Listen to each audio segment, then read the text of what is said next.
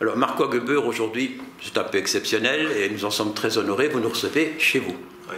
Avenue de la Toison d'Or, dans un appartement superbe, magnifique, avec une toile qui est différente de celle dont on a l'habitude de voir. Mais vous me dites que c'est en fait du même auteur. Oui, c'est Sarah Kaliski, simplement celle dont vous avez l'habitude du début du 21e siècle. Et celle-ci, c'est la fin des années 70. Et l'autre toile, ce sont les frères Simenon. C'est les frères Simenon. Je le rappelle parce que je crois que ce serait utile. Vous êtes directeur donc, des archives et musées de la littérature, c'est un grand terme. Alors on peut se poser la question de savoir, cette institution, c'est vous qui l'avez créée?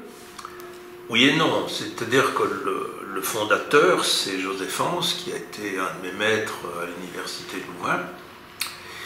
Et en 77, quand j'arrive au ministère comme conseiller littéraire et théâtral, après avoir été à la recherche scientifique, je découvre le dossier de cette institution que je ne connaissais pas.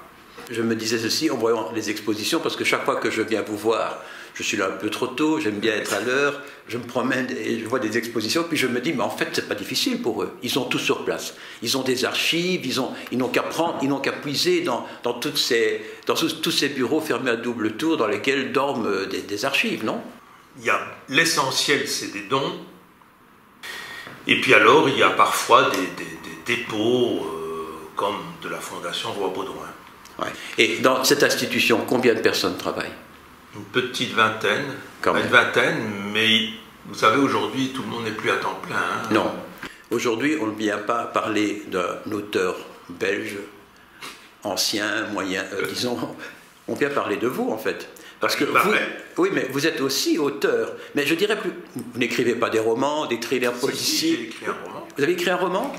Qui s'appelle comment? Les Grands Masques. Ah, Les Grands Masques.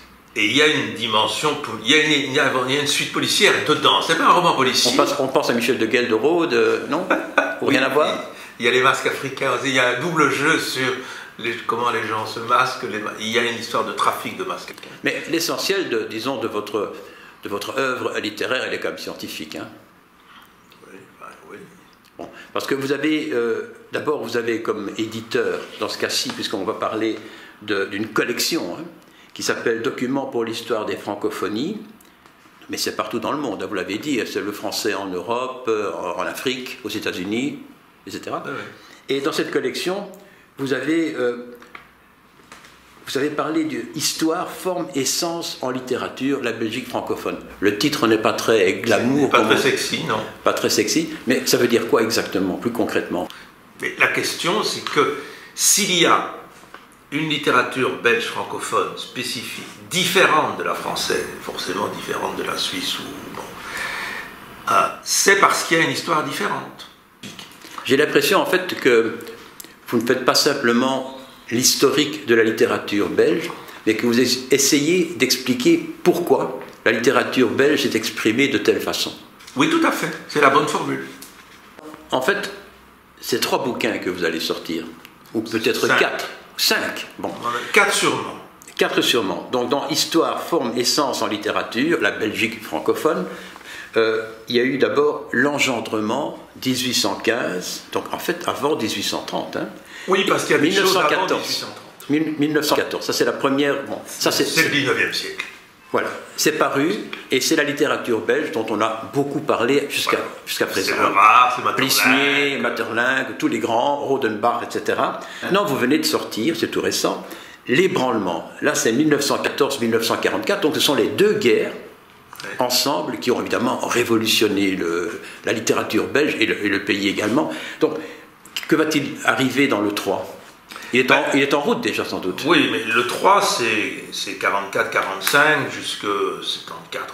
Dans ce tome 2, donc, qui vient de sortir, vous expliquez, entre autres, qu'il y a une sorte de modification dans le patriotisme belge, qui se ressent dans la littérature belge, du fait qu'on a réussi, nous, petit pays de rien du tout, à résister à l'invasion allemande, plus le fait qu'en fait, tous ces gens qui tout d'un coup se ressentent patriotes, étaient en fait très germanophiles avant que les Allemands ne nous envahissent. Donc je ne parle pas de 40-45, je parle de 14-18. Il y a donc un patriotisme dont la figure du roi Albert, figure du roi vainqueur, qui a ménagé le sang des troupes, il ne faut jamais oublier donne aux Belges une conscience d'eux-mêmes qu'ils n'ont jamais eu à ce point-là.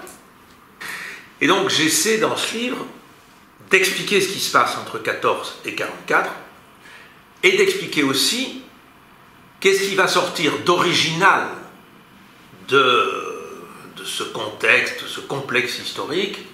C'est Michaud, c'est Nouget, c'est Plisnier dont on a parlé dans une émission précédente, c'est Hergé. Tout à fait. Et on me dira, mais enfin, pourquoi vous n'avez pas parlé de Simenon ou de Jeanret dans vos études? D'abord parce qu'on ne peut pas parler de tout, et que je pense qu'en plus, les études monographiques, comme je les appelle, il faut que ce que j'écrive apporte quelque chose de différent. Tout à fait.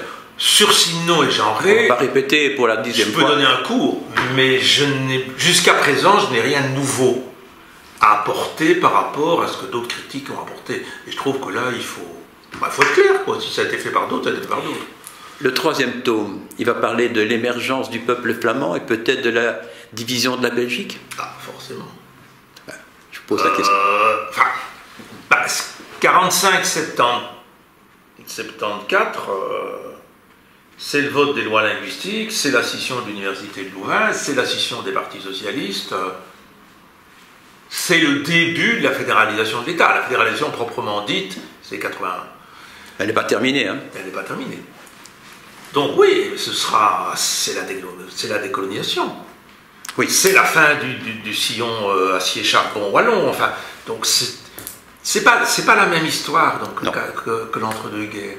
Est-ce que dans cette fin de cette année-ci, l'année prochaine, on va surtout parler alors de grands auteurs de cette période, de cette seconde période qui est dans votre bouquin? Je pense à Nouget, on n'a pas encore parlé de Nouget, et puis d'autres.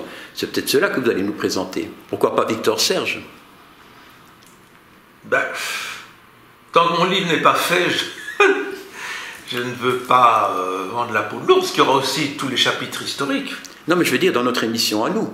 Ah oui. Est-ce qu'on ne va pas maintenant, alors justement, mettre en exergue ces gens qui... Ça, moi, je serais ravi, mais ça, c'est vous le chef, c'est pas moi. Ah, mais non, mais oui, moi, je propose, c'est vous qui disposez. Oui, non, ça, je suis d'accord. Mais écoutez, ma dernière question, c'est ceci. Bon, ce livre est sorti, c'est une somme, évidemment. Hein. Il est lourd, il est scientifique, c'est pas un livre à lire dans le tram quand on passe d'un arrêt à l'autre. Je pense qu'à partir de ce livre, d'autres ou moi, enfin bon, moi j'en ai encore beaucoup à écrire et je n'ai pas 20 ans. Il y a moyen de dire ça autrement, puisque la matière est là, elle a été analysée, il faut la synthétiser, c'est tout. Mais c'est ce que nous allons essayer en tout cas de continuer à faire. Ça va, merci beaucoup.